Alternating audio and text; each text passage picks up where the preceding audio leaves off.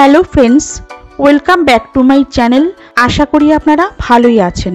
আজকের রেসিপি কাঁচা আমের প্লাস্টিক চাটনি। এই চাটনির কাচের মতো স্বচ্ছ রূপ দেখতে যতটা সুন্দর লাগে, খেতেও কিন্তু ততটাই টেস্টি হয়। বেশিরভাগ অনুষ্ঠান বাড়িতেই আমাদের পাতে এই চাটনি পড়বেই, তাই টেস্টটাও অনেকেরই হয়তো জানা। আমাদের সকলের বাড়িতে প্রায় ছোটোখাটো অনুষ্ঠান লেগেই থাকে, যেমন পুজো, জন্মদিন, তাছাড়া সামনে জামাই ষষ্ঠী আসছে, সেই দিনও কিন্তু এই চাটনি বানিয়ে নিতে পারবেন। শুধু কিছু স্টেপ ফলো করতে হবে, তাহলেই পারফেক্ট কাচের মতো স্বচ্ছ রূপ দেখতে এই চাটনি তৈরি করে নিতে পারবেন। আমি খুব সহজভাবেই আপনাদেরকে দেখানোর চেষ্টা করেছি। যদি আপনারা পুরো রেসিপি ফলো করেন তাহলে আপনারাও খুব সহজেই বানিয়ে নিতে পারবেন। আর বেশি দেরি না করে আপনাদেরকে রেসিপিটা শেয়ার করে দিচ্ছি।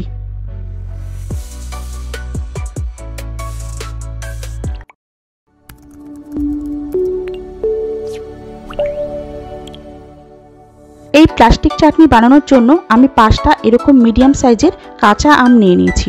অনেক সময় এরকম কাঁচা দেখতে হলেও ভেতরটা কিন্তু পেকে যায়, সেরকম আম নিলে কিন্তু একদমই চলবে না, এরকমই কাঁচা আম নিতে হবে।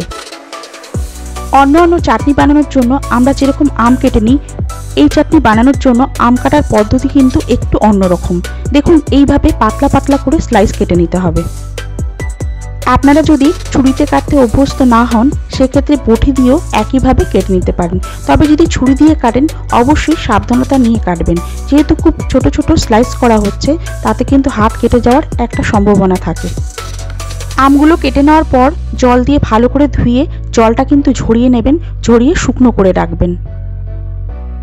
দেখুন, আমার সব আমগুলোই কাটা হয়ে গেছে। এইরকমই পাতলা স্লাইস করে কেটে নিতে হবে। এবার চাটনিটা তৈরি করব, তার জন্য কড়ার মধ্যে দিয়ে দিচ্ছি 2 কাপ চিনি আর 2 কাপ জল। এই জল আর চিনির মাপটা কিন্তু একদম ঠিকঠাক রাখবেন। আপনারা যেটাই দেবেন সেটা কিন্তু এক রাখবেন। আমার আমটা যেরকম টক, আমি সেই অনুপাতেই চিনি নিয়েছি। আপনারা আপনাদের পরিমাণ মতো নিয়ে নেবেন, তবে জল আর চিনি একই নেবেন। এবার আমি গ্যাসের ফ্লেমকে হাইতে রেখে চিনিটাকে গলতে দেবো।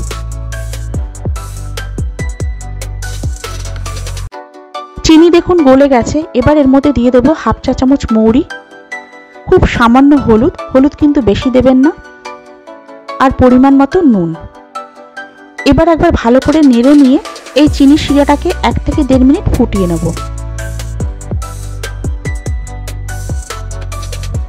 1.5 মিনিট সময় ধরে শিরাটা ফুটিয়ে নেওয়ার পর এর মধ্যে স্লাইস করে কেটে রাখা আমগুলো দিয়ে দিচ্ছি।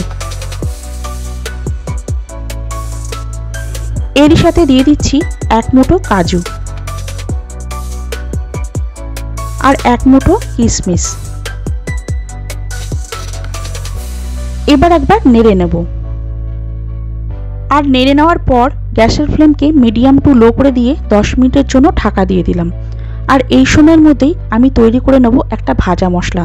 তার জন্য একটা প্যান বসিয়ে ওর মধ্যে 1 চা চামচ মৌরি দিয়ে এইভাবে একটু হালকা করে ভেজে নেব। খুব বেশি কড়া করে ভাজবেন না, গ্যাসের ফ্লেমকে লো রেখে এইভাবে ভেজে নিতে হবে। এই ভাজা মৌরি এবার আমি ক্রাশারে নিয়ে গুঁড়ো করে নেব। খুব একটা মিহি করে গুঁড়ো করতে হবে না, একটু দানা দানা থাকবে, সেই রকমই গুঁড়ো করে নিতে হবে।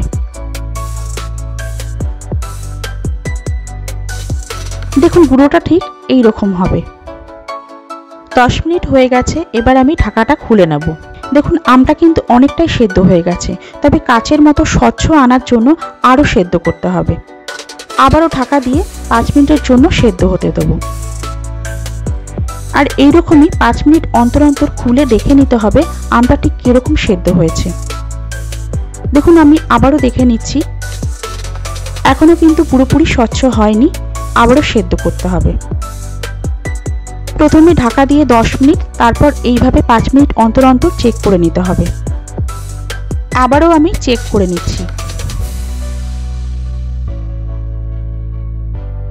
এবার দেখুন, আমগুলো অনেকটাই ট্রান্সপারেন্ট হয়ে গেছে।